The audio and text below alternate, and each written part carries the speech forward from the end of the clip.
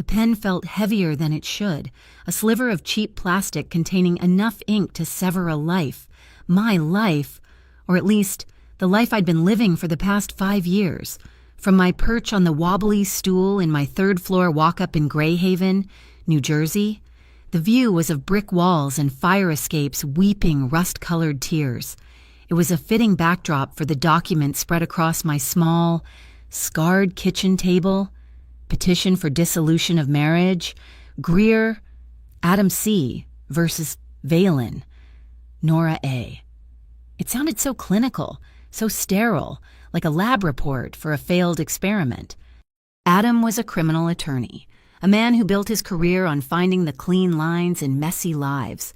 He wore tailored suits that never wrinkled and a smile that never quite reached his eyes. To the world, he was pristine. In the quiet, carpeted tomb of our suburban home, he was a master of the slow chill, an architect of doubt. He could make you question the very ground beneath your feet with a single, perfectly calibrated phrase. Are you sure you remember it that way? Nora, you've been so emotional lately. My signature was the last thing needed. His was already there, a sharp, arrogant slash of black ink at the bottom of the page. I stared at the empty line beneath it. Nora A. Valen, soon to be just Nora Valen again. The A stood for Anne, after my grandmother, a woman who knew the weight of her own name. I'd lost that weight somewhere along the way. The scratch of the ballpoint pen against the thick, creamy paper was a grating sound, like metal scraping against tooth enamel. I pressed down hard, carving my name back into existence. Each curve and line was a reclamation. With a final flourish of then, a shudder went through me, not of sorrow, but of a deep, cellular release, like a muscle unclenching after a 5-year cramp. It was done. On the counter, next to a single, browning apple, lay the envelope it had come in, white, crisp, with the embossed seal of the Merrow County Civil Court, a formal, final punctuation mark. My gaze drifted from the envelope to the junk drawer, which was slightly ajar. I knew what was inside, nestled between a book of matches from a restaurant we'd never visit again and a spare set of keys to a life I no longer wanted. I pulled the drawer open. The thin plastic stick was there, its little window holding the ghost of a line. I'd torn the package open this morning, my hands trembling, not with hope or fear, but with a grim need for certainty. The result was an answer so faint it was almost a question. A pale, hesitant mark that could have been a shadow, a trick of the light. It was enough. For a dizzying moment, I saw the path that line represented, a chain, forged not of love but of obligation, a way to bind him, to make the clean lines of his life messy for once. It would be a righteous, bitter victory, but it would also be another cage. 5 years with Adam had taught me that some cages are built of concern, some of promises, and the most dangerous of all are built of shared secrets. This would be the ultimate secret, the one that would ensure I was never truly free. He would call it our responsibility, our duty, and I would hear the click of the lock. My freedom was a newborn thing, still wet and fragile. It was more precious than any revenge. I picked up the plastic test, the faint line a whisper of a life I was choosing not to live, and with a sharp twist, snapped it in two. Then I tore the pieces apart, shredding the plastic and the small strip of paper inside until it was nothing but a pile of white confetti in the palm of my hand. This wasn't about him. This was about me, about choosing safety and sanity after years of being told my own mind was an unreliable narrator. I washed the pieces down the sink and watched them disappear into the gurgling darkness of the drain. My phone felt cold in my hand. I dialed my cousin's number. Rhea Calder worked as an accountant for some faceless entity called the North Atlantic Commerce Bureau. She lived in a world of spreadsheets and verifiable data, a world I envied. She answered on the second ring. "Well, it's done," I said, my voice raspy. I signed. There was a pause on the other end, filled only with the faint, rhythmic click of a keyboard. Rhea wasn't one for platitudes. "Good," she said finally. "Now get out of that apartment before you suffocate. Go to the undertrack market. Buy something useless. Get air in your lungs. The line went dead. That was Rhea. Practical, prescriptive, and probably right. The undertrack was a chaotic slash of light and sound carved into the space beneath the abandoned elevated train line. The air was thick with the smells of fried dough, damp concrete, and cheap perfume. Neon signs, their paint peeling like sunburnt skin, flickered erratically, casting the crowds in shades of electric blue and feverish pink. A tinny synth track bled from a dozen different speakers, creating a disorienting, low-budget symphony. It was the perfect place to feel anonymous. I wore an old black wool dress, shapeless and soft from years of wear. It wasn't an act of seduction, it was an act of remembrance, a reminder that the body underneath was mine, that its curves and edges belonged to me and me alone, around my neck. I'd fastened the one thing I still trusted implicitly, my grandmother's halcyon stopwatch pendant. It was silver. Its face yellowed with age, its hands frozen at 11:57. It didn't tell time. It held it, a fixed point in a spinning world. The bare skin on my left ring finger felt strange, vulnerable. A man with a cheap leather jacket and stale beer on his breath noticed it immediately. He saw the pale, untanned circle of skin where my wedding band used to be and took it as an invitation. Lost something, he slurred, leaning a little too close. I didn't answer. I just melted back into the river of people. My heart thumping a dull, annoyed rhythm, I ducked into the alcove of a stall selling salted lemonade in tall, sweating glasses. The vendor, a woman with tired eyes and a kind smile, handed me one without a word. The mix of sharp citrus and salt was a shock to my system. I took a long drink, the cold liquid burning a trail down my throat, and realized I'd forgotten what it felt like to be properly intoxicated by anything other than Adam's carefully constructed reality. "I told you to get air, not get hit on." Rhea appeared at my elbow, a plastic cup of her own in hand. She looked, as always, like she was on her way to a very serious meeting, even here. Her blazer was sharp, her expression sharper. "He saw the ghost of the ring," I said, shrugging. "Let him. Ghosts can't hurt you." She took a sip of her drink, her eyes scanning the crowd. Then she reached into her pocket and pulled something out. It was a small, black card, the size of a business card, but made of a heavy, matte plastic. It was completely blank. No name, no logo, no number. She pressed it into my palm. My fingers closed around its cool, smooth edges. "The Vesper Room," she said, her voice low. "Dock 12. You need to learn how to say no in the safety of amber light." I stared at the black rectangle. It felt heavy, dense with unspoken meaning. What is this? Rhea. It's a place, a quiet place, for people who need to have conversations without being overheard. She looked me straight in the eye. "You've spent 5 years saying yes when you meant no. Go there, order a drink, and when someone talks to you, practice." I almost gave it back. A deep, primal instinct screamed that the card felt unclean, that the place it represented was tangled in something I didn't want to touch. Dock 12 was the old part of town, the part of the waterfront that polite society had forgotten. But I didn't give it back. I slipped it into the pocket of my dress. After 5 years of being trapped in the role of the good, supportive wife, of having my choices subtly curated for me, this small, dangerous-feeling card was a door I hadn't been shown. It was an escape hatch, even if only a psychological one. I held on to it. Back in the quiet of my apartment, the air was still and cold. The first thing I did was go to my jewelry box, a simple wooden thing Adam had called charming in a tone that meant cheap. I took out my wedding band, a simple, elegant platinum ring. It had felt like a shackle for so long. I dropped it into the box and closed the lid. The click was soft, but it echoed in the silence like a gunshot. As I stood there, a sudden gust of wind rattled the window pane. It swept through the thin curtains, carrying the cold, damp smell of the Mersey River and the promise of a storm. The city lights flickered for a moment, and a chill that had nothing to do with the weather snaked down my spine. It was a premonition, a signal from the world that the calm wouldn't last. I looked at my reflection in the dark glass of the window. A woman I barely recognized stood there, her face pale, her eyes wide.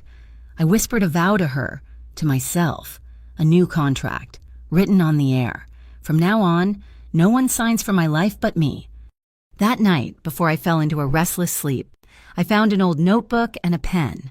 On the first clean page, under the faint blue lines, I wrote just 7 words, a final confirmation to myself that the day had been real, that the signature was binding, that the future was, for the first time in a long time, unwritten. Divorce is final. Tomorrow. I'll take a deep breath. 5 years. It turns out that's how long it takes to wash a man out of your system. It takes 5 years. 3,000 miles of asphalt and a complete submersion into a new life. The Nora Valin who designed sterile, minimalist living rooms for people with more money than taste was gone. She'd been shed somewhere in the Nevada desert, left behind at a gas station alongside an empty coffee cup and a box of memories I no longer needed to carry. I was a salvage diver now, working freelance out of Arclight Bay, California. The contracts came from insurance companies trying to verify claims and, more often, from yacht owners who'd had unfortunate accidents they'd rather not explain on an official form. Life was no longer smooth and carpeted. It was choppy, unpredictable, and entirely my own. My home was a converted loft above the Blue Lantern boatyard. It was one big room that smelled perpetually of salt, diesel, and the turpentine and cedar scent of boat building. My mornings started with black coffee and the screech of gulls. My evenings ended with the rhythmic hiss of a compressor and the clang of metal on metal from the yard below. It was a loud, messy, tangible life. I loved it. My partner was Deacon Wu, a former Coast Guard rescue swimmer with a face that looked like it had been carved from driftwood and eyes that had seen too many things go wrong at sea. He spoke in clipped, efficient sentences. We had 2 rules: never dive alone, and never ask about the past. We measured our trust in PSC and water depth, and that was enough. On a Tuesday night, the fog rolling in thick and heavy off the Pacific, a courier from a company called Horizon Express delivered a package. It was a padded envelope, surprisingly heavy, with no return address. Just my name, Nora Valin, printed in stark block letters. Inside was a single action camera, the kind you mount on a helmet, and a folded piece of paper. The note was typed, "If you're the woman who dared to tear up a result, you'll dare to open this video." A cold shock, sharp and electric, went through me. The words were a key. Unlocking a room in my memory, I kept bolted shut. The cheap apartment in Greyhaven, the snapped piece of plastic. An act of private desperation and self-preservation that no one in the world could possibly know about. Deacon was cleaning a regulator at our shared workbench, his movements precise. "Junk mail?" he asked without looking up. "I don't know what it is," I said, my voice tight. I plugged the camera's memory card into my laptop. My hands felt unsteady. The file was a single MP4. I clicked play. The footage was chaotic, shot from a low, unstable angle. Darkness, the roar of wind and crashing waves. It was clearly filmed on the deck of a boat in a violent storm. The camera panned wildly, catching glimpses of slick, dark water and rain lashing across the lens. Then the view tilted down. 2 men were struggling with a heavy, dark object near the railing, a mid-sized safe. As a massive wave crashed over the side, they lost their grip. The safe slid across the deck, hit the railing with a sickening crunch of metal on fiberglass, and tipped over the edge into the churning black water. The camera operator rushed to the side, pointing the lens down into the sea. The safe was a dark shape sinking fast, for just a second, before it was swallowed by the depths. The boat's deck lights caught a small, stenciled symbol on its side. It was a stylized flower, a morning glory, its trumpet-like bloom rendered in what looked like faded white paint. The video ended. My breath caught in my throat. The morning glory. I scrambled for the small lockbox where I kept my important documents. At the very bottom, beneath my birth certificate and the deed to my truck, was the small, black, featureless card Rhea had given me 5 years ago. I'd never thrown it away. I hadn't known why, until now. I ran my thumb over its smooth, matte surface. In the right light, if you tilted it just so, you could see the faintest ghost of an image pressed into the plastic. It was a morning glory. "What is it?" Deacon's voice cut through my thoughts. I replayed the last few seconds of the video, freezing the frame on the symbol, a job. I pulled up the maritime charts for Arclight Bay on my second monitor. The video file had metadata, GPS coordinates. It went down in the outer channel, deep but manageable. Deacon came over, wiping his hands on a rag. He looked from the symbol on the screen to the coordinates. Anonymous client, cryptic note. Dropping a safe in a storm, smells bad. Nora, smells like the kind of trouble that doesn't just end when you surface. "I know," I said, already plotting the dive profile, "but I have to know who sent this, and why." He just nodded slowly, his expression grim, depth and pressure, then nothing else. 3,000 miles away, in a walnut-paneled office overlooking the gray, choppy waters of Northport's industrial harbor, Silas Caravello did not look at the view. His attention was on the secure phone that had just vibrated, once, on the polished surface of his desk. He picked it up. There was no caller ID. There never was on this line. "Speak." His voice was calm, a low baritone that held a natural, unforced authority. The voice on the other end was female and distorted by software into a robotic, toneless rasp. The package was delivered. The safe that went overboard from the Astor Links in Arclight Bay contains a copy of the Briar Ledger. Silas felt a familiar tightening in his chest, the cold grip of a past that refused to stay buried. The Briar Ledger, a ghost story, a myth whispered among the old guard, a detailed accounting of every transaction, every shipment, and every sin his father's organization had committed for 2 decades. "The ledger could destroy your empire, Mr. Caravello," the robotic voice continued, "or it could cleanse it of the bloodstains your father left behind. The choice depends on who opens it. Only one person can find it now, a woman who dared to tear up a result." The line clicked dead. Silas placed the phone back on the desk, his movements deliberate. He swiveled in his leather chair to face the terminal behind him. He typed a few commands into a proprietary system his people called the Vesper Risk Prism. It was a powerful analytical tool that cross-referenced data streams, looking for patterns the human eye would miss.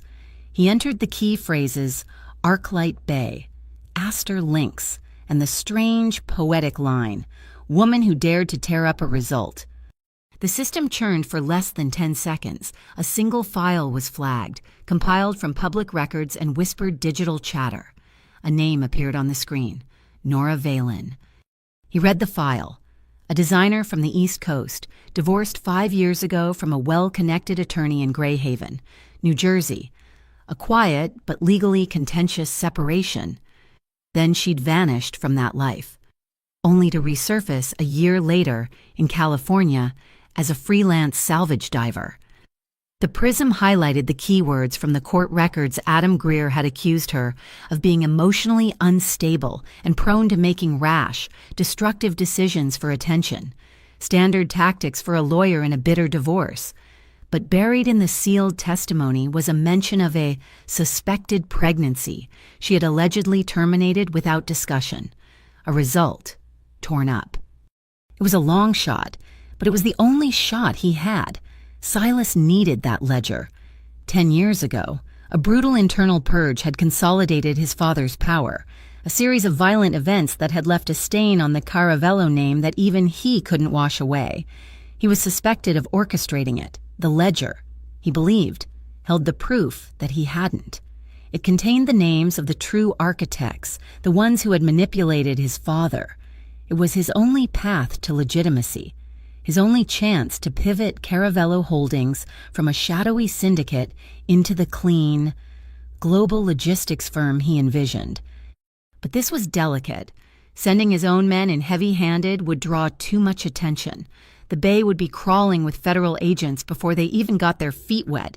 It required a softer touch. If this Nora Valen was the key, he had to get to her first. He had to be the one to turn the lock. He picked up another phone, this one a direct line to his second-in-command, Cassio. Book me a flight to San Francisco and a suite at the Tidebone Hotel in Arclight Bay, indefinite stay. Business, Cassio asked. Maritime acquisitions. Silas replied smoothly. I'm going fishing. At the same moment, Silas was booking his flight. Rhea Calder stared at a different screen, this one in a sterile, government-issue cubicle in Washington, D.C. She was no longer just an accountant. She was a senior financial investigator for the Interstate Integrity Commission, the IIC. An alert had just flashed in the corner of her monitor, flagged from an encrypted tip line. The keywords were what caught her eye. Briar Ledger, Vesper Syndicate, Arclight Bay. Her team had been trying to get a handle on the Vesper Syndicate for years. They were ghosts, a logistics and shipping empire that was rumored to have its hands in everything that moved on the eastern seaboard, but they were insulated by layers of legitimate business fronts. The ledger was their holy grail, the one piece of evidence that could untangle the entire web. She ran a cross-reference search, linking the location to known associates and assets in the area. The system spat out a handful of shell corporations, offshore bank accounts, and one name, a single improbable name linked to a private investigator's report from 5 years ago, filed during a background check. Her heart skipped a beat. On the screen, blinking under the IIC's stark institutional font, was the name of her cousin. Nora Valen. The Pacific at night is a different beast. It's not the cheerful, sun-drenched expanse of the daytime. It's a cold, black universe that swallows light and sound.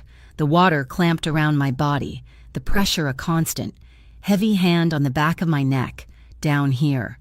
The only sounds were the slow, rhythmic hiss of my own breathing through the regulator and the frantic drumming of my heart. I followed the coordinates from the video's metadata, my dive light cutting a nervous, trembling cone through the murky darkness. Deacon was up top in the Triton, our small, battered workboat, my lifeline, a thin, strong rope snaked up to him, my only physical connection to the world of air and noise. On the pier a quarter-mile away, a taco truck was still serving a few late-night stragglers. The faint, tinny strains of a ranchera ballad drifted over the water, a surreal soundtrack to my descent into the cold, silent depths. And then I saw it. It was resting on a sandy patch between two rocky outcrops, looking smaller and more mundane than I'd expected, a dark metal box, already being colonized by the sea. I ran a gloved hand over its surface, feeling the rough texture of marine growth beginning to take hold. The stenciled morning glory was still visible, a pale ghost in the beam of my light. I checked the handle and the combination dial. The dial was frozen solid with grit and impact damage. There would be no cracking this open on the spot. I signaled to Deacon with 3 sharp tugs on the line. Objective found. He tugged back twice. Acknowledged. I was attaching the harness to the safe when a new sound cut through the water. A low, throbbing hum. It wasn't the distant chug of a freighter in the shipping lanes. This was close.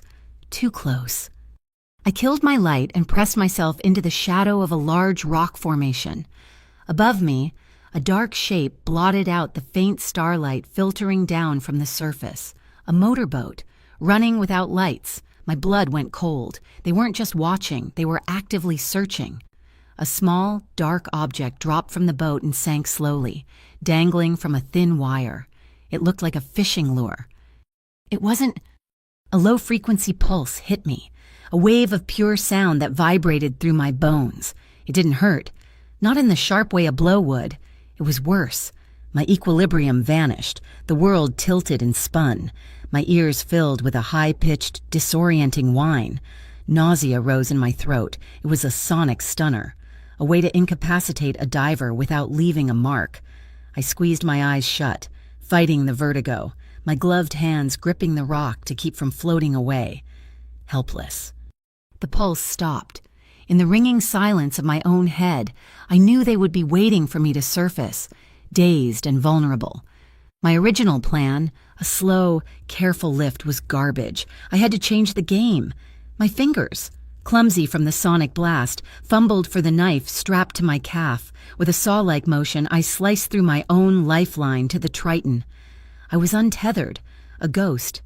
I pulled the compressed air canister from my lift bag, clipped it to the safe's harness, and cracked the valve. A torrent of bubbles exploded upwards, a silver curtain in the darkness. The bag inflated with a deep whoomp, a balloon of bright yellow nylon straining to reach the sky. The safe, freed from the ocean floor, began its rapid, uncontrolled ascent. I wouldn't be with it. It was the prize, and I was just the delivery service. I grabbed a small, waterproof buoy from my belt, its reflector a brilliant turquoise, and clipped it to the harness as it floated past, a beacon. Let them follow the beacon. I stayed low, using the rock formations for cover, and began a slow, horizontal swim away from the target, conserving my air, my head still throbbing with a dull, metallic ache. When I finally surfaced, it was 100 yards from where I went in, behind the rotting pylons of the old cannery pier. The dark motorboat was circling the newly surfaced yellow lift bag, their searchlights now on, cutting white scars across the black water. Deacon had already pulled the Triton away, a smart move. No sense in him getting caught in the net. I clung to a pylon, catching my breath, the cold night air a balm on my face, and that's when I saw him. He wasn't on the boat. He was on the main pier, standing under a lamp that couldn't decide if it wanted to cast a yellow light or a gray one. He wore a dark leather jacket that seemed to absorb the weak light around it. He wasn't looking at the boat or the commotion on the water. He was looking directly at me. He couldn't possibly see me in the deep shadows of the pier, but I felt his gaze like a change in water pressure. It was unnervingly calm, impossibly focused. His eyes were like a depth gauge, not loud, not threatening, just accurate, measuring, assessing. I slipped back into the water and swam, silent and low, towards the boatyard. By the time I climbed the ladder at the Blue Lantern dock, my teeth were chattering from the cold and adrenaline. Deacon was there, waiting. "You cut the line," he stated, handing me a thick towel. "We had company." I looked back across the water. The mystery man was gone from his spot under the light. Instead, he was at the all-night seafood stall near the taco truck, buying a paper cup of something hot. He was talking to the old man who ran the stall, his posture relaxed, casual, a tourist asking for directions. But his head was angled just slightly, his attention still fixed on the bay, on the area where my turquoise buoy now bobbed gently on the tide. I dried myself off, my mind racing. 10 minutes later, dressed in dry clothes, I walked over there, my heart a cold, heavy knot in my chest. I needed to get a closer look. I bought a bottle of water from the taco truck, my back to the seafood stall. I could hear his voice now. It was a smooth North American accent, but underneath it, there was a faint, almost imperceptible cadence, a ghost of an Italian inflection, flattened and worn smooth by years spent elsewhere. He turned as I walked away, and for a second, our eyes met. It was just a glance. A meaningless contact between two strangers at a late-night food stall, but his eyes held mine for a fraction of a second too long. And in that moment, I knew he wasn't a cop. He wasn't a federal agent. He was something else. My phone buzzed in my pocket, a text from a number I didn't recognize. "Don't open the safe. What's inside will make you a target. R.C. Rhea. It had to be. My hand started to shake. How did she know? How was she connected to this? Silas watched the woman walk away. Nora Valen. She was smaller than he'd expected, but she moved with a swimmer's economy of motion. There was a resilience in the set of her shoulders. Even now, when she must have been cold and terrified, he'd seen her cut her line. He'd seen her send the safe up as a decoy. He'd watched her surface in the shadows. She was smart. He turned back to the vendor. "Thanks for the coffee." He dropped a 50 on the counter and walked away, pulling out his phone. He dialed a single number. "Cassio," he said, his voice low. "The asset is in play. The woman is competent. Our friends in the other boat were clumsy. I want them identified, but not engaged. No bloodshed in Arclight. Do you understand? This place stays quiet. Just observe. Track her. Track the buoy. I want to know where she takes it." He hung up. "We need to get it out of the water before they do," I told Deacon, showing him the text. He read it, his face impassive. "She's not wrong." He looked out at the bay, where the dark boat was still circling. "They're looking for a diver. They won't be looking for a winch." He nodded toward the boatyard. "The Blue Lantern has a walk-in cold storage unit. Old, barely works. But the door is a foot of insulated steel. No one goes in there. Hide it in plain sight," I whispered, "for now." I nodded, my mind a chaotic whirl of a black card, a phantom Italian accent, and a warning from a cousin 3,000 miles away. The hunt was on, and I was no longer just the retriever. I was the prey. That night, I didn't sleep. I drifted in a state of hyper-aware exhaustion, and when I finally slipped under, I dreamed. I was standing on a beach in a storm, the wind whipping my hair across my face.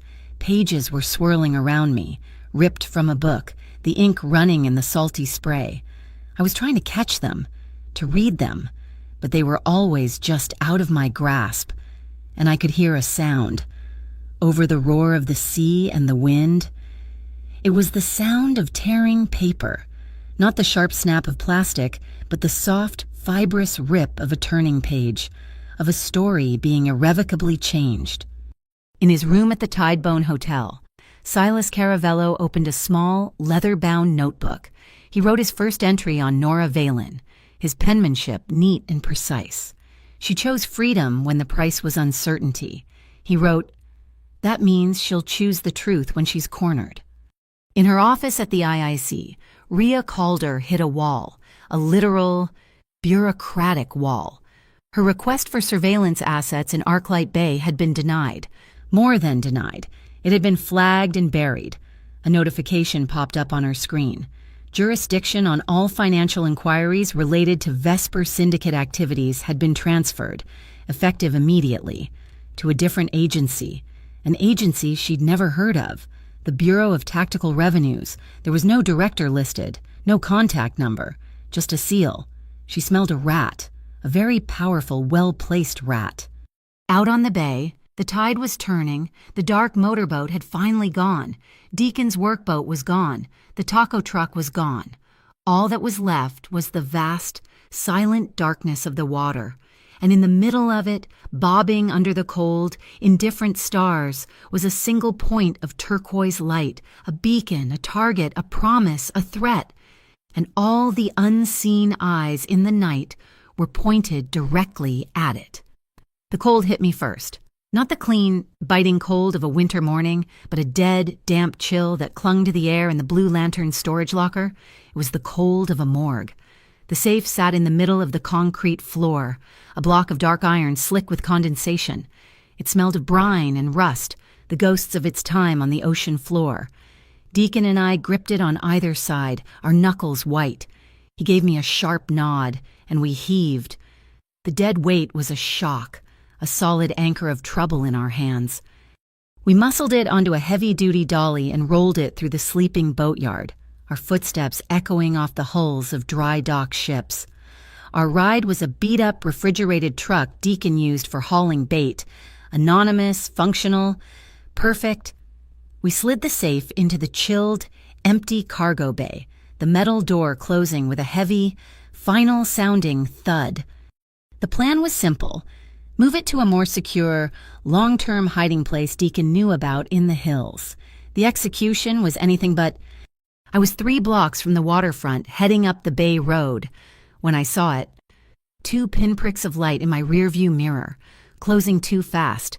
They resolved into the blunt, aggressive grille of a black SUV. It had no markings, but its windows were tinted to an impenetrable, menacing black. It wasn't a casual tail. It was a predator. "We've got a friend," I said, my voice tight.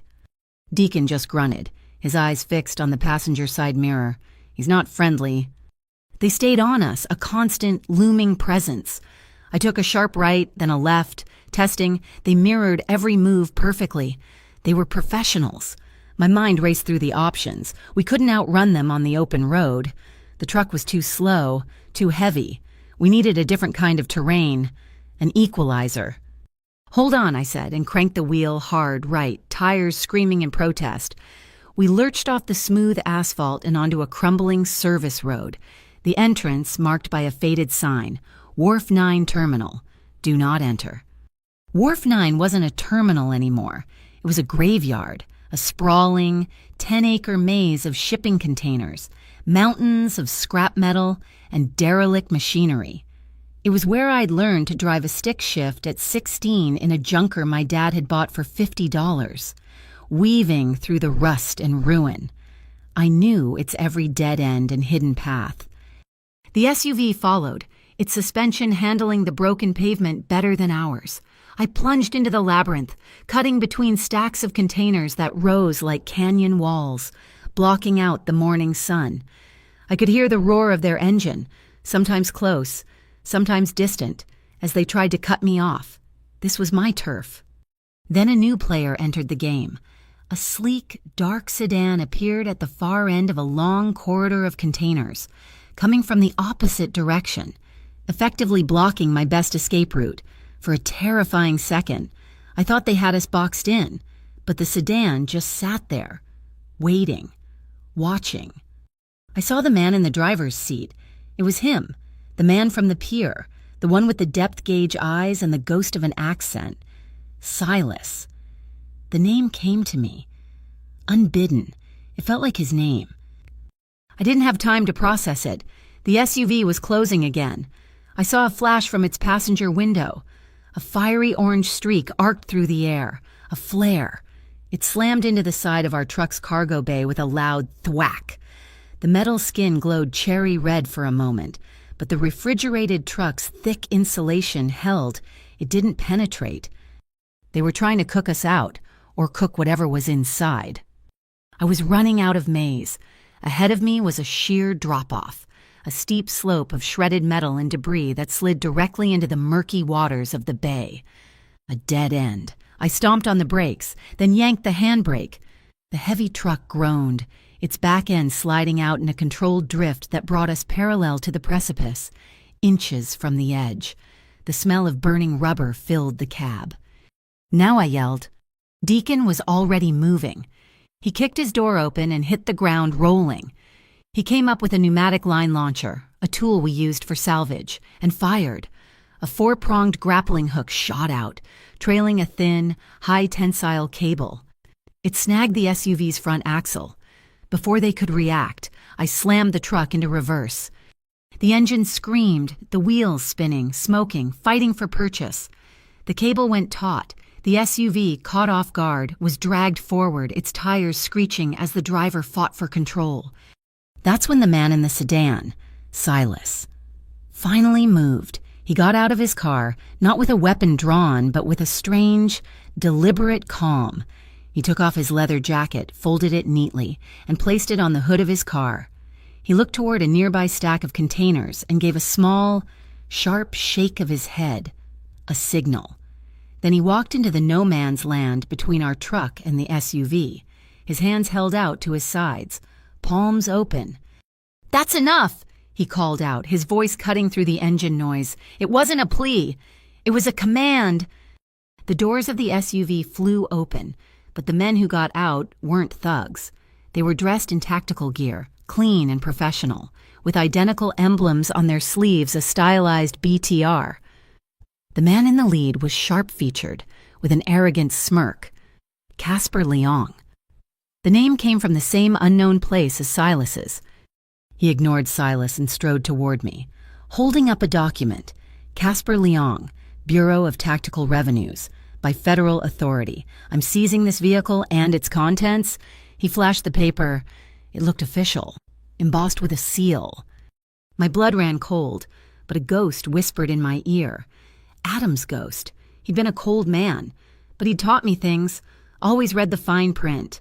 Nora, the devil is in the details, and so is the lie. I scanned the page.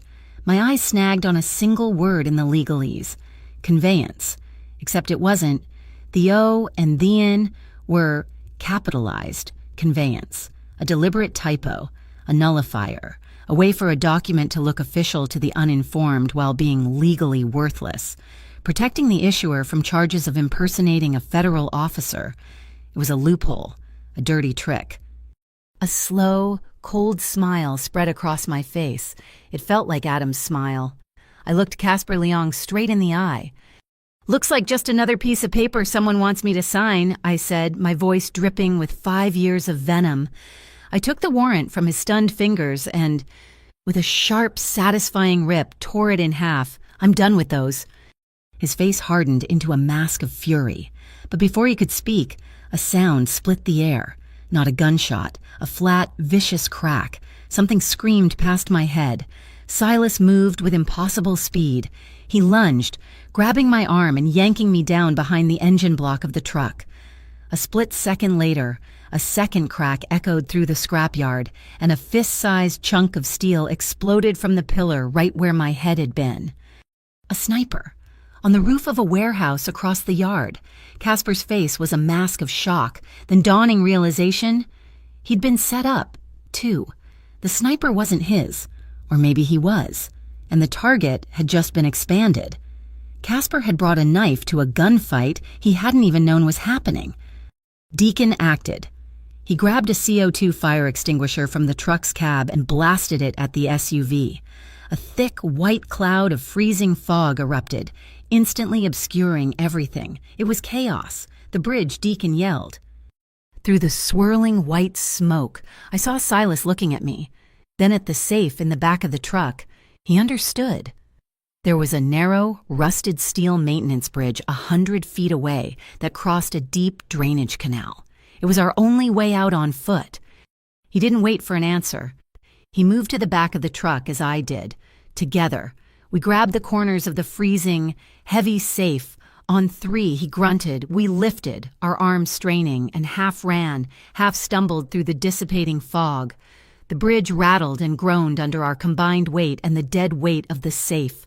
Bullets sparked off the steel girders around us. We made it to the other side and collapsed into the cover of another pile of scrap, our lungs burning. I looked down at his hand, still gripping the corner of the safe next to mine. It was warm and steady.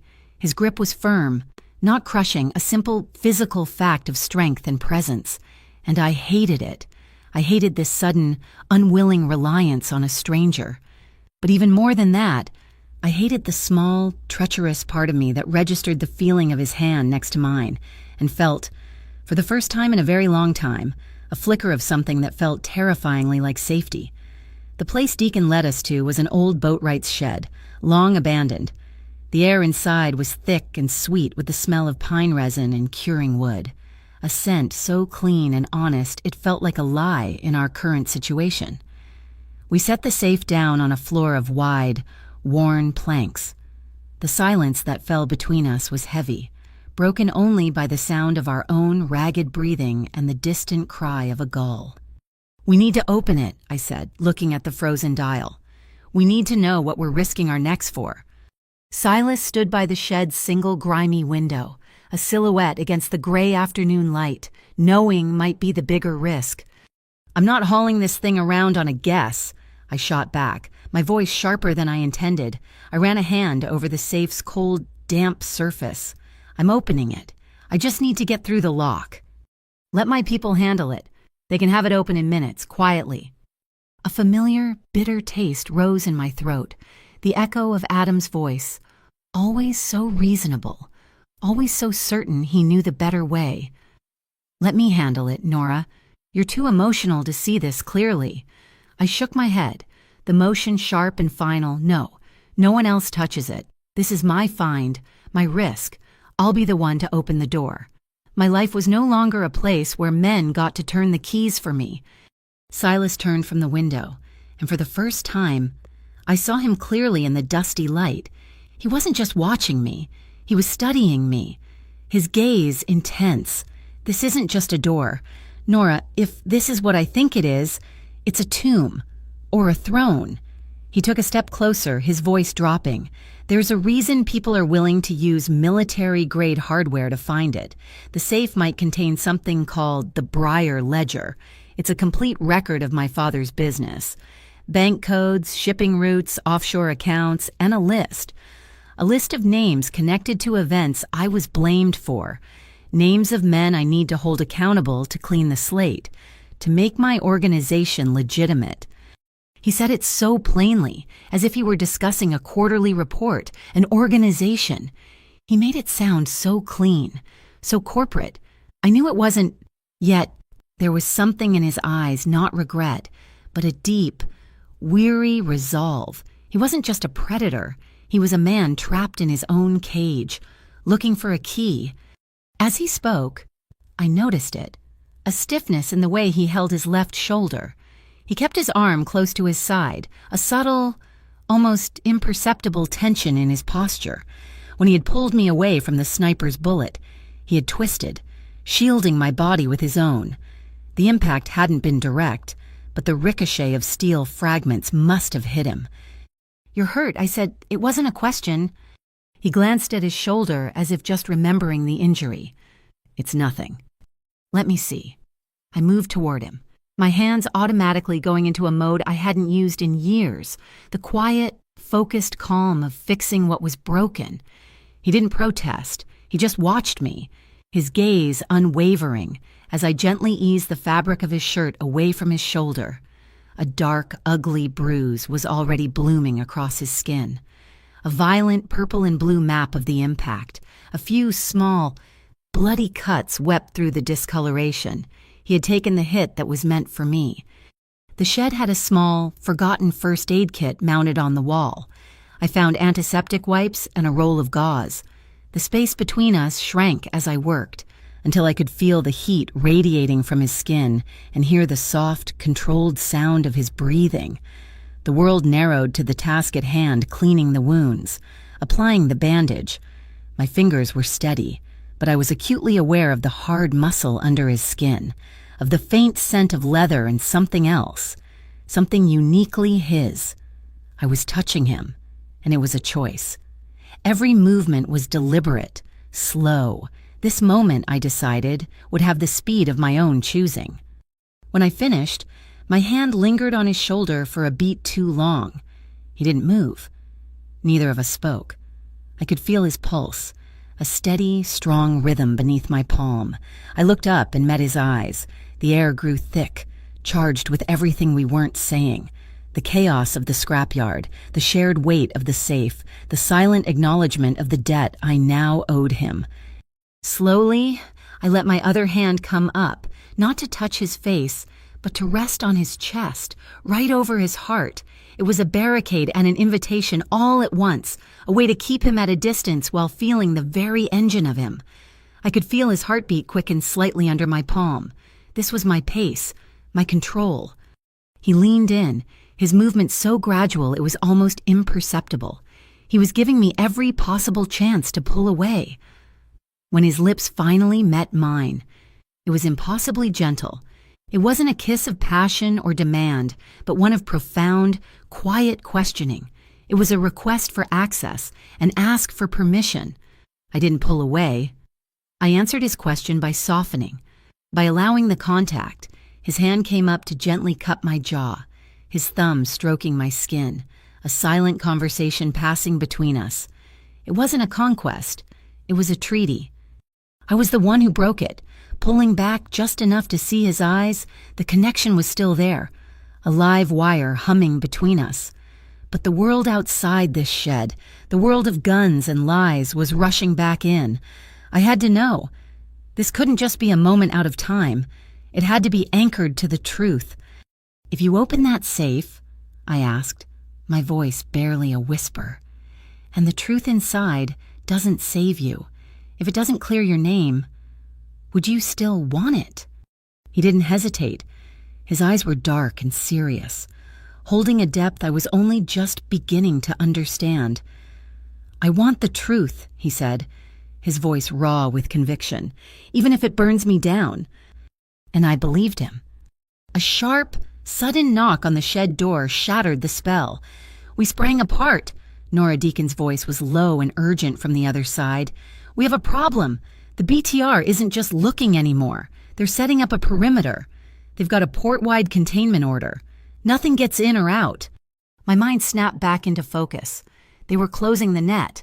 We couldn't stay here. And we couldn't move the safe by land. We go back to the water, I said, thinking fast. It's the one place they won't expect. The old ferry terminal. Underneath, the support arches are a maze.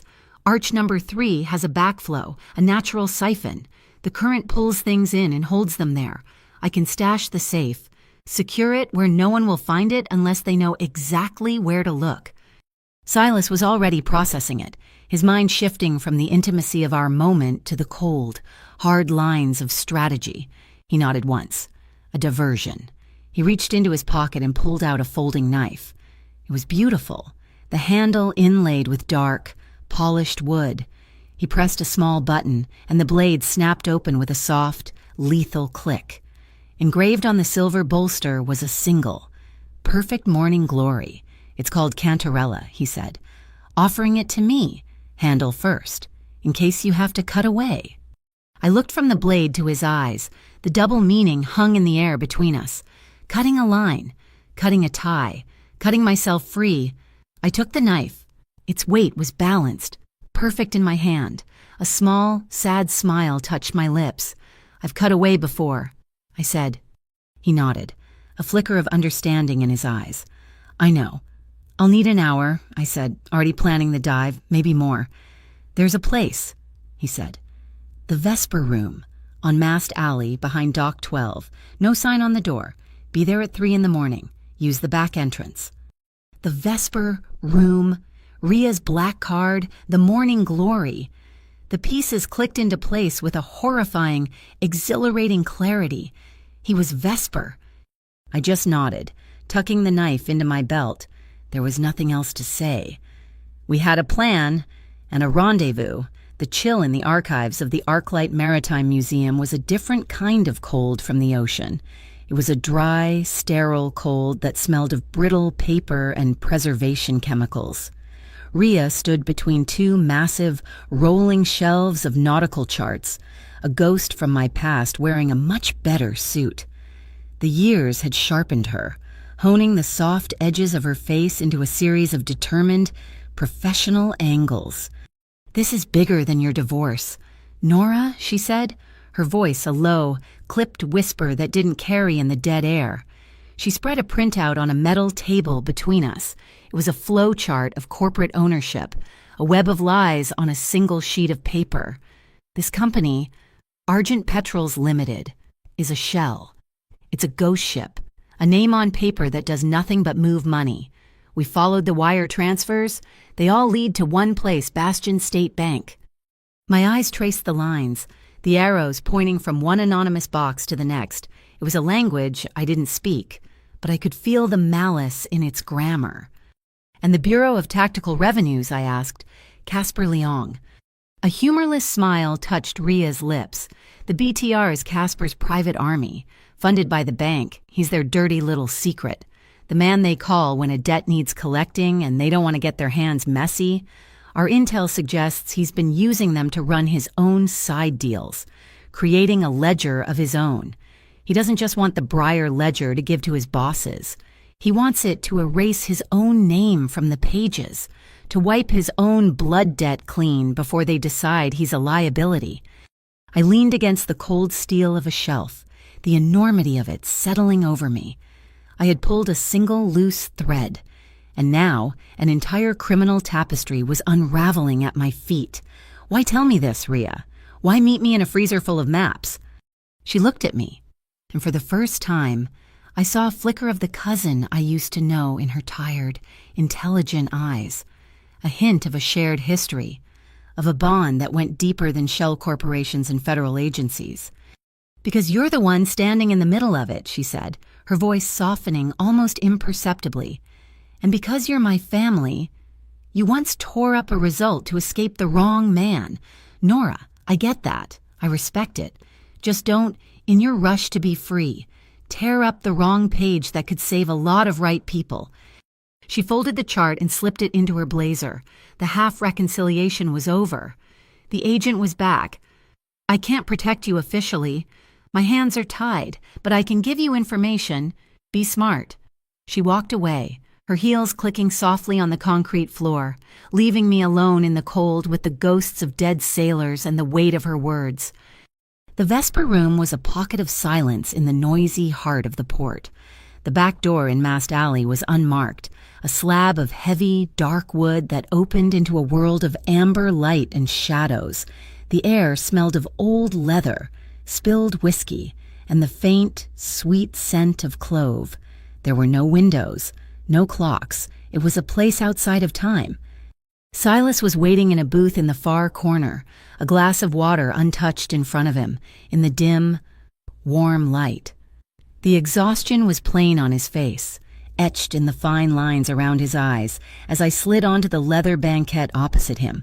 His second in command, a man with the scarred, watchful face of a hawk, gave a slight nod and melted back into the shadows by the bar. We were alone. "Your cousin is a formidable woman," Silas said, his voice a low rumble. He had already pieced it together. Of course he had. "She thinks you're the wrong man, too," I replied, my voice cool. "Maybe I am, and he didn't deny it. He just held my gaze. But I'm the only man who can end this. My father, Alessio Caravello, built an empire on shadows and fear. But he had a line.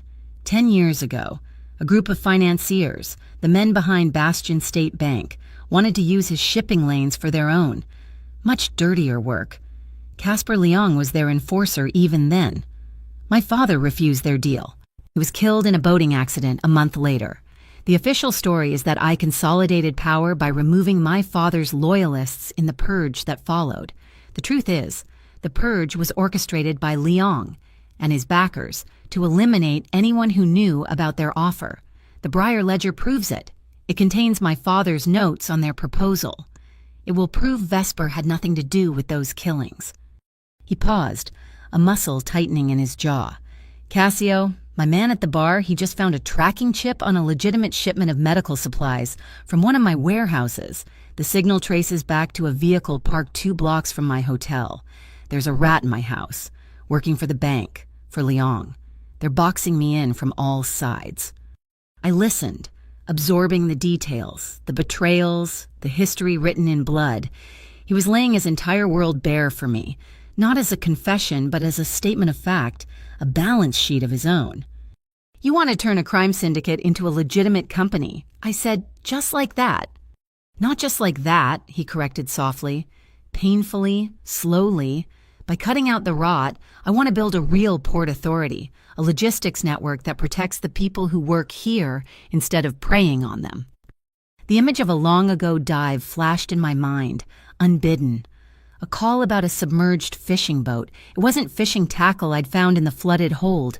It was people, men and women who had paid their life savings to be smuggled across the sea, only to be abandoned and sunk when a patrol boat got too close. I remembered surfacing, the taste of salt and bile in my mouth. I remembered the dust of dried salt on their still eyelids, like the sweat of the dead. "I've pulled bodies out of this bay. Silas," I said, my voice thick with the memory.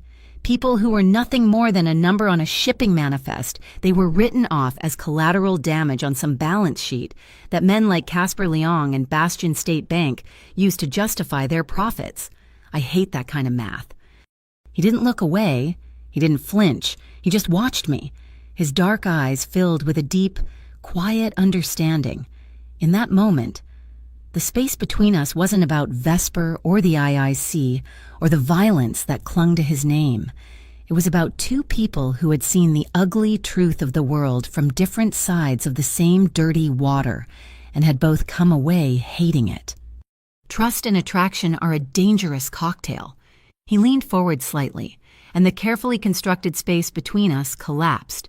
His chest brushed against mine, a fleeting, electric contact. I didn't pull back. I could hear his heartbeat, a steady, strong rhythm that faltered for just a second, a slight arrhythmia caused by the pain in his shoulder. Without thinking, I reached up and gently touched his face. my thumb tracing the line of his jaw. Then I leaned in and rested my forehead against his. I closed my eyes. The world went away. There was only the warmth of his skin, the soft sound of his breathing, and the solid, reassuring presence of him. This was a truth my body understood better than my mind. He was dangerous. Yes. But here, in this pocket of silence, he felt like the only safe harbor in the storm. His hand came up and covered mine, which was still resting on his chest. He didn't pull it away. He didn't trap it there. He just held it, his fingers lacing through mine, a silent gesture of support. I squeezed his hand gently, a response, a signature. This was our contract, written without paper or ink. We would see this through, together. A discreet buzz from the phone I'd left on the table broke the spell. It was a text from Deacon. Package is secure in Arch 3. Siphons holding it tight. Signal is live. Only we know the frequency. I showed the screen to Silas. He nodded, a weight lifting from his shoulders. At least one thing had gone right. But then my phone buzzed again. This time it was Rhea. BTR just got a statewide warrant, full tactical. Casper's hitting every known Vesper asset at dawn. He's not looking for the safe anymore. He's coming for you. Dawn. We had hours. Silas stood up, his face grim. The commander back in control. I can get you out of the city. There's a storm drain tunnel that runs from the old cannery to the highway. Bypasses all the port checkpoints. Cassio can take you. You'll be gone before they even know you're missing. He was offering me an escape, the same choice I had made 5 years ago, to run, to save myself and leave the mess behind. I looked at him, at this complicated, dangerous man who wanted to build something clean from the wreckage of his father's legacy. I thought of Rhea's words, about not tearing up the wrong page. I thought of the bodies in the water. I was done running. I was done letting other people sign for my life, and I was done letting them tear it up. Either. I stood up to face him, my decision as solid and clear as a piece of sea glass. No, I said, my voice quiet but unshakable. We go together. 4:12 a.m. The time blinked on the small digital clock behind the bar, a silent, damning number.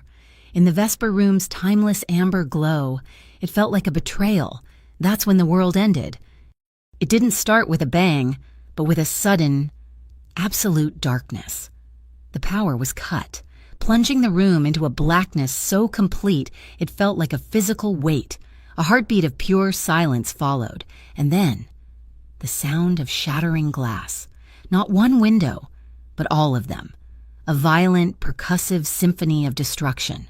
Bright, stabbing beams of tactical flashlights cut through the darkness, pinning us in their glare like cornered animals.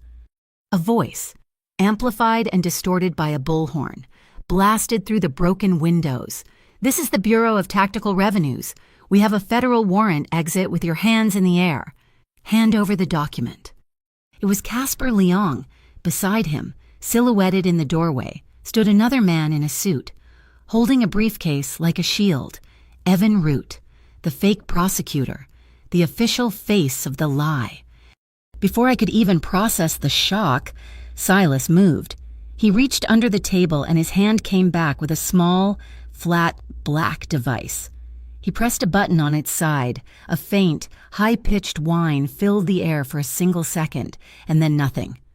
Wraith fog is active, he said, his voice a calm, anchoring presence in the chaos. They have no communications for 180 seconds. Go, now. Rhea and Deacon were already on their feet, their faces grim masks in the strobing flashlight beams. The roof, I said, pointing toward a service ladder I'd spotted earlier behind the bar. There's a salt warehouse 2 buildings down. We can get across. We moved as one unit, a desperate, cobbled-together team. Cassio and his men were already engaging the BTR agents flooding into the room, not with weapons, but with disorientation. I saw the blinding flash of a stun grenade, heard the choked coughs as a cloud of fine pepper powder filled the front of the room. They weren't fighting to win. They were fighting for seconds on the clock. The ladder was cold and slick in my hands. Rhea went first, then Deacon, then me. The air on the roof was sharp and cold, tasting of salt and impending rain. The warehouse roof was 30 feet away, across a chasm of dark alleyway. Deacon was already there. Having shimmied across a thick bundle of utility cables, he secured a line and sent the harness sliding back. Rhea clipped in and went, a dark shape against the pre-dawn sky. It was my turn. I clipped in, took a deep breath, and pushed off.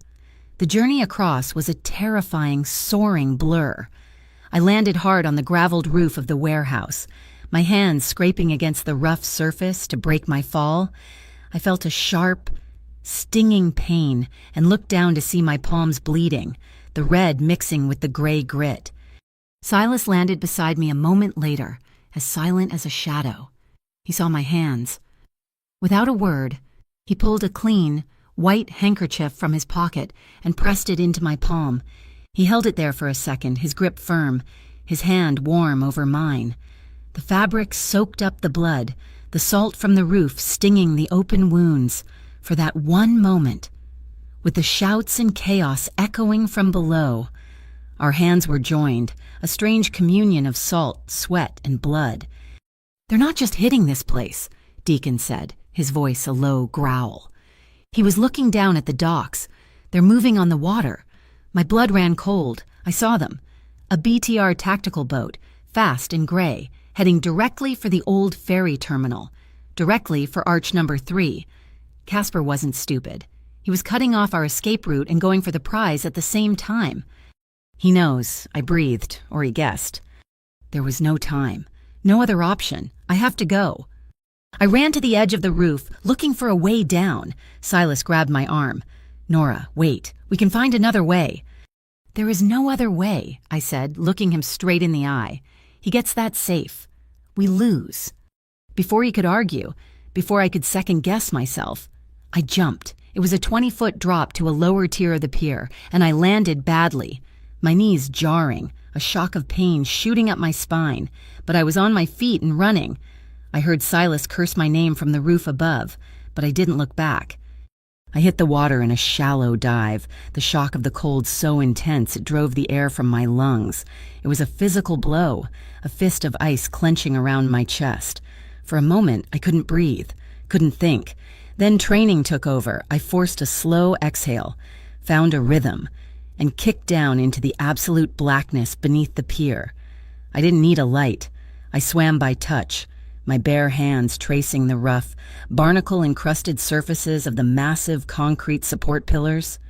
I felt for the familiar crack in the cement near the base of the third arch, my only landmark in this sightless world. Back on the pier, the two worlds collided. Silas landed on the dock just as Casper Leong and 2 of his men rounded the corner. They faced each other under the single, buzzing sodium lamp. "You're out of moves. Caravello," Casper sneered, his gun leveled. "The woman, the safe. It's all over." "You're still living in my father's world, Casper," Silas replied, his voice dangerously calm as he circled slowly.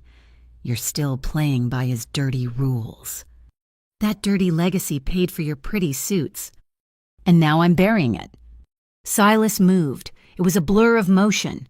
He closed the distance in 2 quick steps, deflecting Casper's gun arm upwards.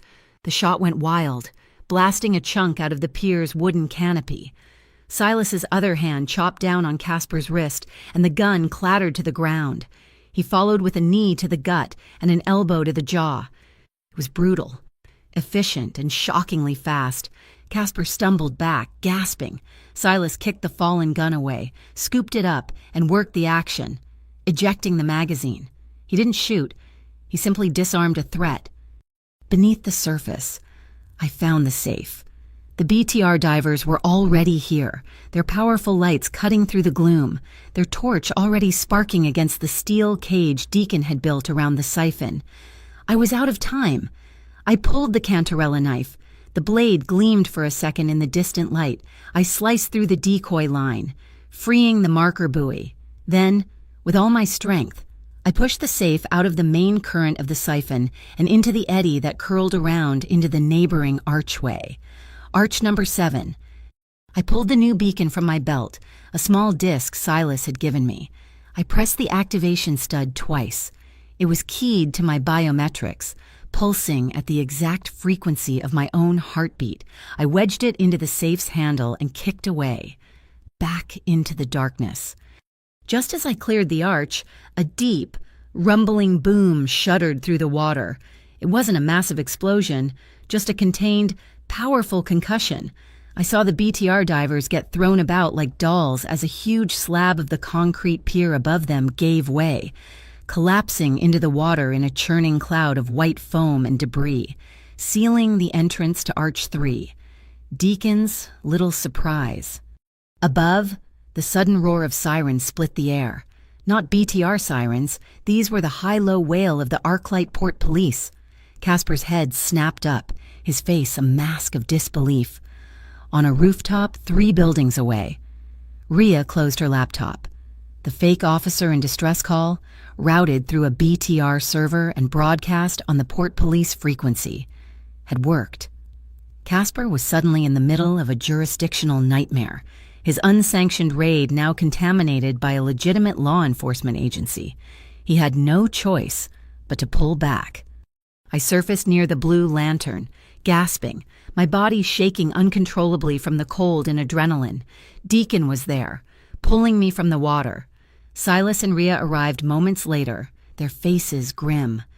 We were alive. We had the safe. We had won the battle.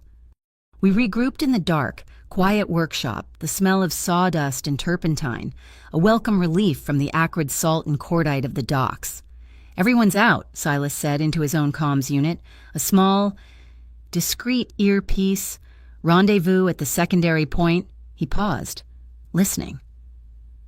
A frown creased his forehead. He tapped the earpiece. "Cassio report." Silence. He tried again. "Cassio, what's your status? Acknowledge." The silence that answered was heavier, more final than any explosion. It was the sound of a voice that should have been there, and wasn't. Silas's face went pale under the single bare bulb of the workshop. The mole in his house had a name, and now he had Cassio. The quiet in the Blue Lantern workshop was louder than the earlier gunfire. It was a vacuum, a void where Cassio's voice should have been. Silas stood frozen, his hand still on his earpiece, a statue of dawning horror. And then we found him. He was in the main workshop, strapped to a heavy wooden chair with thick zip ties. His face was bruised, a trickle of blood dried at the corner of his mouth. But his eyes were open, burning with a furious, helpless shame. Standing over him wasn't a BTR agent or a stranger. It was a man I recognized from the Vesper room, one of Silas's own guards. He held a pistol, and his hand was shaking. The bank made a better offer. "Silas," the man said, his voice cracking, "a retirement plan. Orders came straight from the top, from Evan Root." The fake prosecutor, the clean man with the briefcase. Rhea, who'd been silently working on her laptop in the corner, looked up. "It makes sense," she said, her voice a cold, analytical blade. "Bastion State Bank isn't the head of the snake. It's just one of the fangs. It's managed by a consortium, a private equity cabal. My sources call them the Caligo Circle." She turned the laptop screen toward us. It showed a complex web of offshore holdings and interlocking directorates. They're a shadow syndicate of financiers. They fund everything. They backed your father, Silas, and when he wouldn't play ball, they created and funded the BTR as a competitor, a check on his power.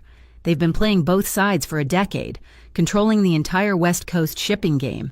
They don't care who wins, as long as they own the board. All eyes turned back to Cassio. This wasn't just a simple betrayal for money. It was something deeper. Why?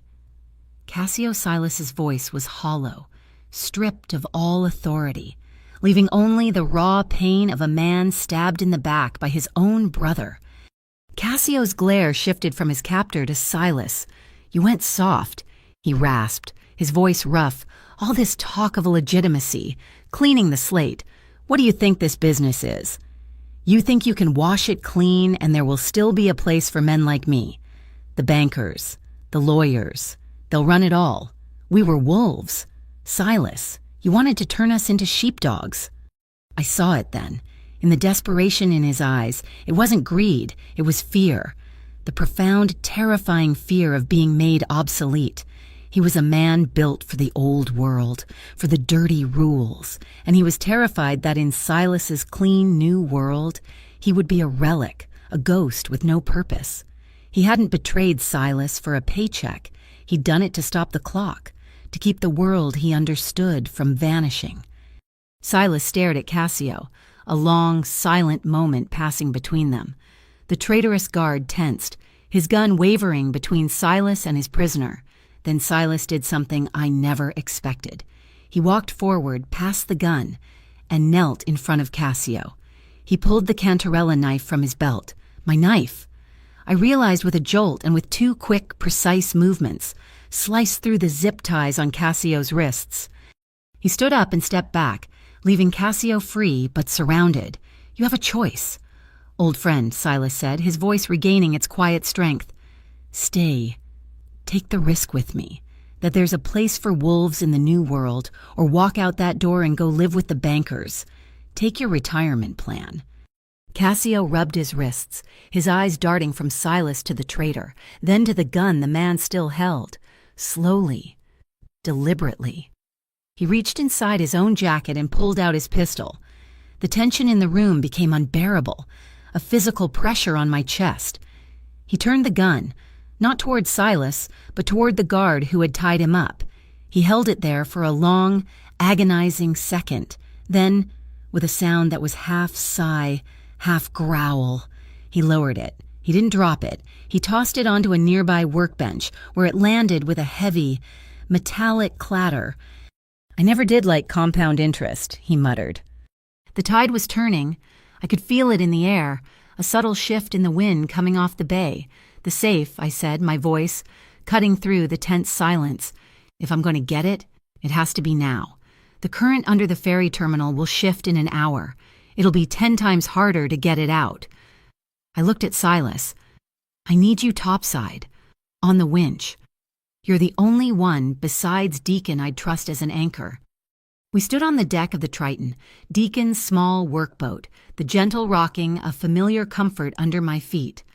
The others were back in the workshop, dealing with the traitor, planning our next move, up here. There was only the sound of water lapping against the hull and the vast, dark quiet of the bay. My biggest fear, I said, looking out at the dark water, not at him, isn't the BTR. It's not getting shot at or being trapped underwater. I paused, the confession feeling heavy and strange on my tongue. It's having to trust someone again, really trust them. With my life. He was silent for a long time. Standing beside me at the railing, I could feel his gaze on me. Mine, he said finally, his voice a low murmur that was almost lost in the breeze, is trusting too little and dying alone. The simple, stark honesty of it hit me harder than any bullet. We were the same. 2 solitary islands separated by a lifetime of different circumstances, now staring across the same dark, lonely water. I turned to face him. The moment felt fragile. A thin sheet of glass that could shatter with a wrong word, a wrong move. I reached out, my hand hesitating for a moment before I gently placed my fingers on the side of his neck, feeling for the strong, steady pulse of his artery. It was a clinical gesture, a diver checking a partner's vitals, but it was also the most intimate thing I had done in years. His pulse was a steady, reassuring rhythm under my skin, his life, right there at my fingertips. He didn't move, he just watched me, his dark eyes searching my face. His own hand came up, not to grab me, not to pull me closer, but to rest lightly on my hip. It was a question, a point of contact, waiting for a response. I held my breath, and for a second, I thought I would pull away, retreat back to the safety of my own island. But then I did something else. I leaned into his touch, a small, almost imperceptible shift of my weight, and then I pulled him closer. That was all the answer he needed. His other arm came around me, drawing me against him.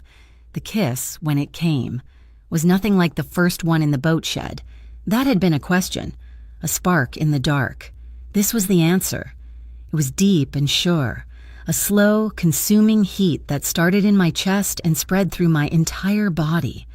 It was a surrender, not to him, but to the trust I had been so terrified of. His leather jacket, still cool from the night air, fell from his shoulders and pooled on the wooden deck.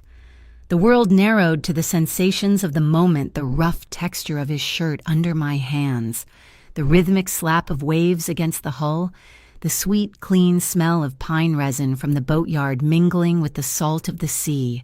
His hands moved from my waist to my back, holding me, anchoring me. Every touch was a statement, a confirmation. It was a slow, deliberate exploration, a mapping of new territory built on a foundation of shared danger and whispered fears. It was the furthest thing from the cold, clinical life I had left behind. This was messy and real and terrifyingly alive. When we finally broke apart, we were both breathless. The night was quiet again. We didn't speak. We didn't need to. We simply stood there, wrapped in each other's arms, the shared warmth a bulwark against the cold. After a long moment, we sank down to the deck, our backs against the wheelhouse, shoulders touching. Deacon had left a couple of foil-wrapped sandwiches on the seat. I unwrapped one and broke it in half, handing a piece to him. We ate in a comfortable, easy silence, the cheap white bread and cold turkey tasting like the best meal I'd ever had. A small, genuine smile touched my lips. "Diver's romance," I said quietly. He looked at me, a corresponding smile in his eyes. I could get used to it. The buzz of my phone on the deck beside me was a harsh, ugly intrusion, an unknown number. I almost ignored it, but a knot of dread tightened in my stomach. I picked it up. It was a text message. "Bring the safe to the Obsidian Ferry Pier. Midnight, come alone, or he won't survive." Beneath the words was a video file. I tapped it with a trembling finger. The video was short, shaky, and poorly lit. It showed Deacon, his hands bound, a strip of duct tape over his mouth. He was being held in what looked like a storage container. One of Casper's men stepped into the frame, held up a hand, and the video ended. I felt the blood drain from my face. Silas saw my expression and was instantly alert. I showed him the phone. I watched his hand resting on his knee, slowly clench into a white-knuckled fist. The brief peace, the fragile warmth we had built was shattered. They hadn't just declared war. They had taken my family. My decision was instant, forged in a cold, white-hot rage. I looked from the phone to Silas, my gaze hard and clear. "We end it there," I said, my voice devoid of any fear, any hesitation. For good. The rage that had flared up in me at the sight of Deacon's captured face didn't burn out. It cooled, hardening into something dense and sharp, a tool I could use. We didn't have time for fear or doubt. We had a deadline, written in the language of a threat against my family. The workshop at the Blue Lantern, which had felt like a sanctuary just an hour before, became a command center. The air, thick with the smell of sawdust, was now electric with the frantic, focused energy of a plan coming together. Rhea was the architect. She stood over a workbench, her usual cool demeanor supercharged with a high-voltage intensity. "They're expecting a handover on the pier," she said, her fingers flying across her laptop keyboard. "So, we'll give them one. Deacon has an old, busted safe in the back of his truck. Same model as the Ledger's. We fill it with scrap metal to match the weight, but we add something else." She held up a small, sealed bag of fine, dark gray powder, highly magnetic graphite, undetectable to the naked eye, but any scanner they use to verify the contents will scream.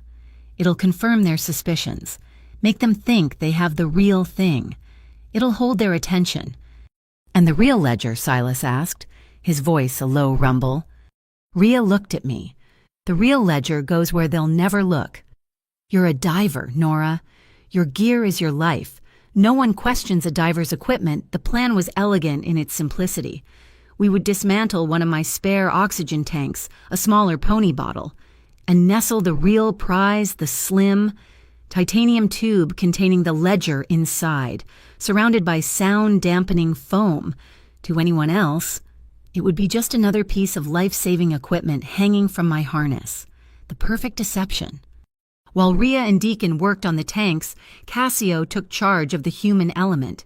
He'd already dealt with the traitor, who was now bound and gagged in the cold storage locker, awaiting a very different kind of debriefing. Cassio gathered the handful of men who hadn't been compromised, the ones whose loyalty had been tested by fire and found true. I watched as he handed each man a small, heavy token, a coin stamped with the Vesper morning glory. "Look at it," he commanded, his voice rough but clear. "Memorize it." He then held up his own. "Now turn it over." On the back of his was a tiny, almost invisible maker's mark, a sequence of 7 small scratches next to the stem of the flower. "Anyone who approaches you tonight claiming to be one of us won't have this mark. If they don't have the scratches, they are not your brother. You know what to do." It was a simple, brutal, and effective test. The house was being cleaned. Silas, meanwhile, worked his own logistics. He made a single, brief call. "I need a vessel," he said, his voice low and authoritative. "An old harbor tug, the Lucky 7. Have it moored at the north end of the Obsidian Pier by 11 p.m. No questions." He hung up. He looked at me, and a flicker of understanding passed between us. L7. Lucky 7, the number of the arch where I had hidden the safe. It was a message, a small acknowledgement of our shared secret, a piece of trust in a world of lies. My own preparations were a ritual, a familiar catechism of survival. In the quiet of my loft, I laid out my gear. I checked the seals on my dry suit, the charge on my dive computer, the battery in my headlamp. I flexed the blade of the Cantarella knife, its morning glory emblem a cool, solid weight in my palm. It was his, but it felt like mine now. Finally. I took 2 chemical heat packs and taped them to the inside of my wrists. It was an old diver's trick to keep circulation in your hands, to keep your fingers from going numb and clumsy in the crushing cold of the deep. It was a habit born of professionalism, a small act of control in a situation that was spiraling into chaos. As the final hour approached, Rhea made her own move. She made a call to a secure line at the IIC. "This is Calder," she said, her voice devoid of emotion. "I'm invoking a slow burn protocol. I have unconfirmed intel about unsanctioned tactical operations at the Arclight Port Authority. Send a query to the port police. Flag it low priority. I want it to get lost in the bureaucratic shuffle for at least an hour before it lands on the right desk." It was a beautiful piece of strategy, a delayed fuse. She was intentionally leaking just enough information to ensure that when the real chaos started, the port police would arrive, not as a direct response to us, but as a response to a BTR team operating illegally in their jurisdiction. She was building Casper a trap out of his own red tape. Just before we left, Silas pulled me aside. The frantic energy of the last few hours had subsided, leaving a heavy, quiet tension in its place. He pressed a folded piece of paper into my hand. It was a handwritten letter. "If I fall tonight," he said, his voice so low I could barely hear it, "get this to my younger brother, Lorenzo. The contact information is inside. Tell him. Tell him not to let Vesper go back to the dark. Tell him to finish what I started." I looked down at the letter, at this small, fragile admission of his own mortality. I thought of the divorce papers I had signed, a document that had felt like an ending. This felt like the same kind of surrender to fate, and a cold fury rose in me. I was done with endings dictated by other men. I pushed the letter back into his hand. "No," I said, my voice fierce, unshakable. He looked at me, surprised. "You won't fall. I won't let you." I took a breath, the words coming from a place of certainty I didn't know I possessed. 5 years ago, I signed a piece of paper that ended my life. I'm not doing that again. Tonight, we're not ending anything. Tonight, we re-sign our lives, on our own terms. His eyes searched mine, and in their dark depths, I saw a flicker of something that looked like hope. He slowly closed his hand around the letter and nodded. The obsidian ferry pier was a skeleton picked clean by time and neglect. The few remaining lights cast a sickly, greenish-blue glow, the color of old hospitals and bad dreams. The water below was unnaturally calm, a sheet of black glass that promised a storm beneath its placid surface. The air was still, heavy, waiting. They were there, just as the text had promised. Casper Leong stood in the center of the pier, flanked by a dozen BTR agents in full tactical gear. Evan Root was beside him, looking smug and untouchable. But my eyes were drawn to the woman who stood slightly behind them. She was impeccably dressed, her smile as thin and sharp as a paper cut. This had to be Mara Levant, the face of Bastion State Bank. She was the true queen on this chessboard. "Mr. Caravello," she said, her voice smooth and pleasant, a sound that made the hairs on my arms stand up. "Let's dispense with the theatrics, the ledger for the lives of your people. A simple transaction." Silas stepped forward, playing his part. "My man is valuable," he said, his voice a low drawl. "Buying time. I need proof of life, a confirmation that he's unharmed." It was the signal. While all eyes were on Silas and Mora, I slipped away into the shadows at the edge of the pier. High above, on the rusted superstructure of the old ferry terminal, a small, dark shape moved. It was Rhea, a miniature camera in her hand. She was planting our witness, the unblinking eye that would broadcast the truth to the world when the time was right. I reached the edge of the pier, my gear heavy on my back, the modified pony bottle containing the real ledger a cold, heavy weight against my side. I looked at the black water. My heart was a steady, heavy drum in my chest. This was it, the final plunge. As if on cue, a sharp, distinct vibration pulsed against my wrist. My dive watch, the preset alarm. It was midnight. It was time. I slipped into the black water without a sound, a ghost returning to its element.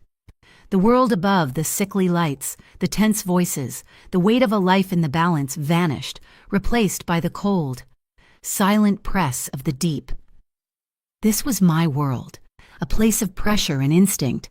I swam beneath the immense, rotting structure of the ferry terminal, a cathedral of rust and decay.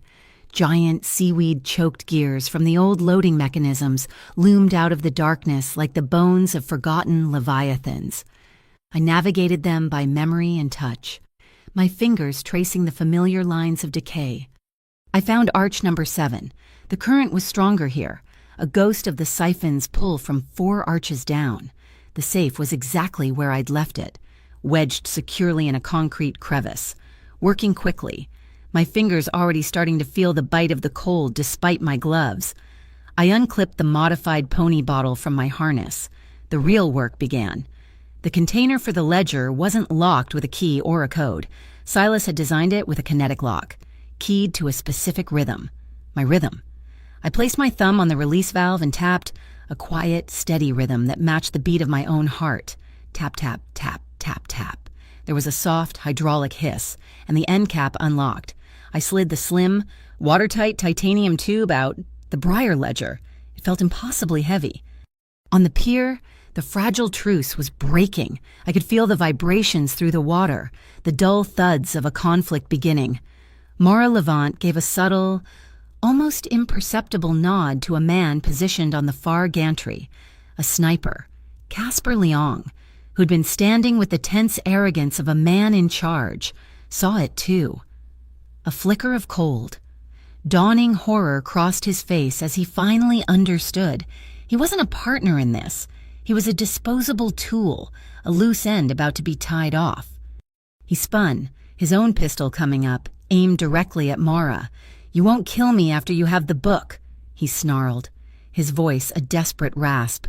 Mara's paper-thin smile didn't waver. "Oh, Casper," she said, her voice laced with a chilling, genuine pity. "You know me so little." She raised her hand. "Fire on both of them. Leave no one." Chaos erupted. The BTR agents, loyal to Mara's money, turned their weapons not just on Silas's men, but on Casper's as well. The pier became a shooting gallery. Silas reacted instantly. He shoved Rhea, who had been documenting everything from the shadows, behind a stack of thick metal pallets. He activated the second wraith fog device, but this wasn't like the first one. This time, the smoke that billowed out was laced with a fine, aerosolized metallic dust, a glittering, almost invisible shimmer that clung to the BTR agent's tactical gear, a tag for the infrared cameras that Ria's slow telegram would eventually bring to the party. From the other end of the pier, Cassio opened up, not with lethal force, but with suppressive fire, his shot strategically hitting the metal girders above the sniper, sending a shower of sparks and rust down on him, ruining his aim. Silas used the diversion, moving low and fast through the glittering fog. He didn't go for a weapon, he went for Casper. He tackled him, not as an enemy but as a liability, pulling him out of the line of fire. They rolled across the wet concrete, a tangle of limbs. Silas came up on top, but instead of a finishing blow, he grabbed a thick mooring rope from a cleat and efficiently hogtied the stunned and disbelieving Casper. Beneath the surface, I was in my own fight. As I secured the ledger and began my ascent, a trailing piece of old fishing net, heavy and thick as a python, snagged on my tank valve.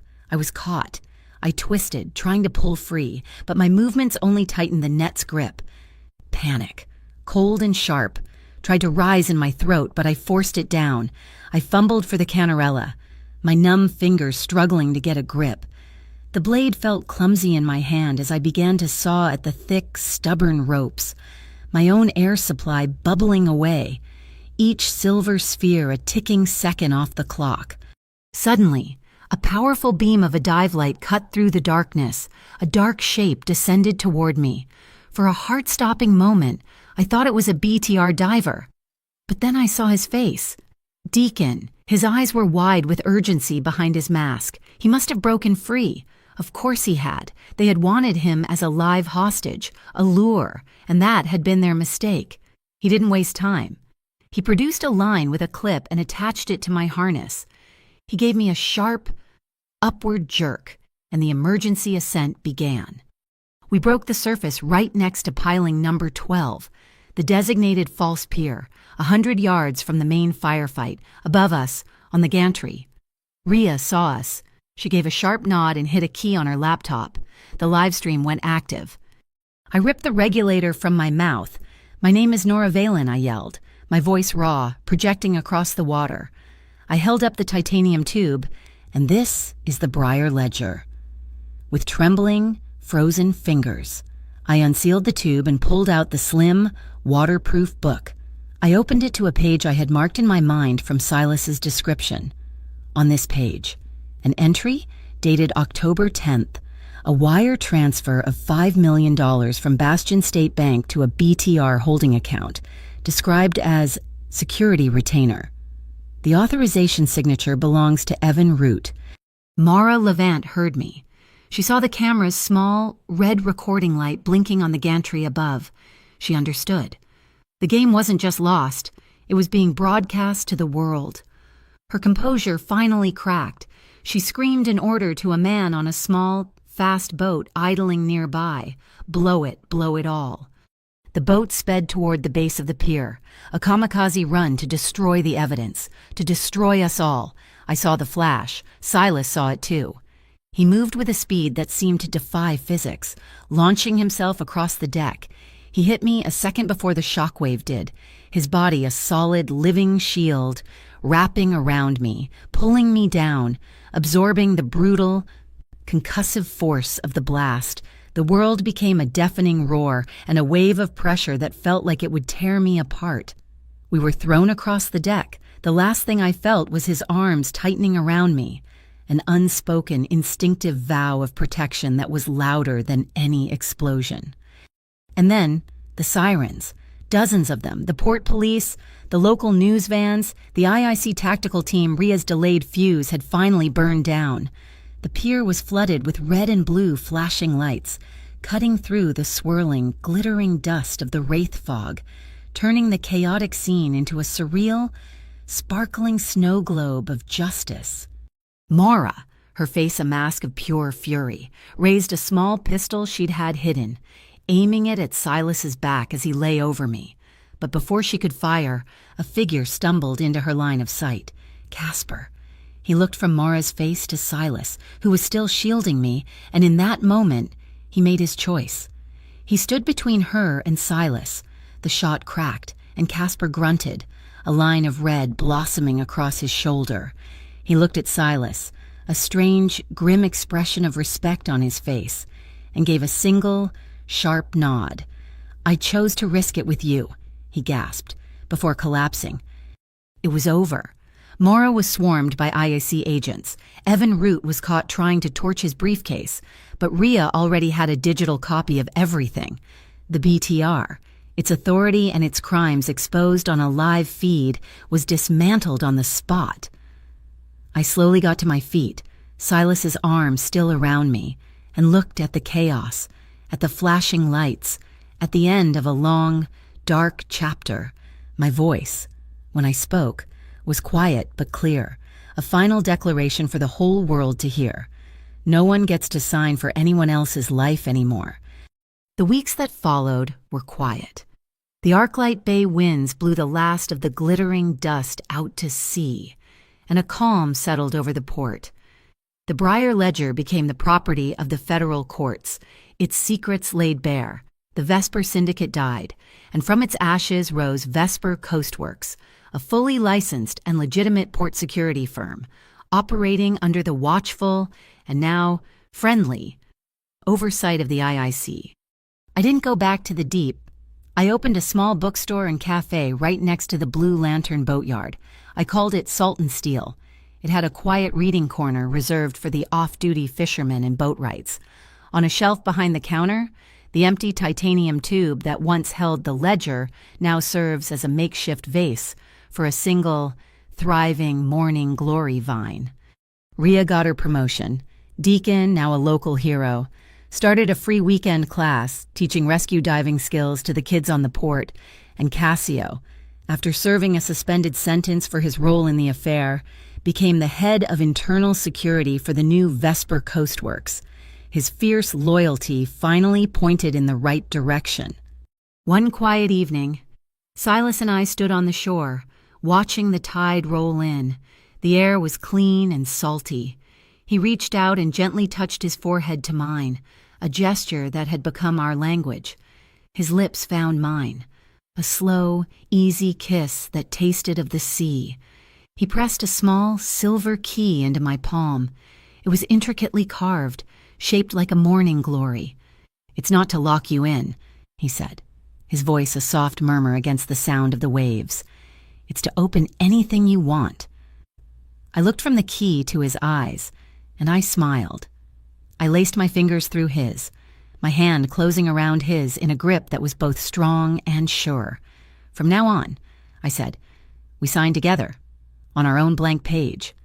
Thank you so much for listening to this story. I'd love to know where in the world you're tuning in from, so please drop a comment below to say hello and share your thoughts. Don't forget to subscribe to my channel, Mafia Boss Stories, and if you enjoyed this journey, please like the video and hit that hype button to help more people discover it.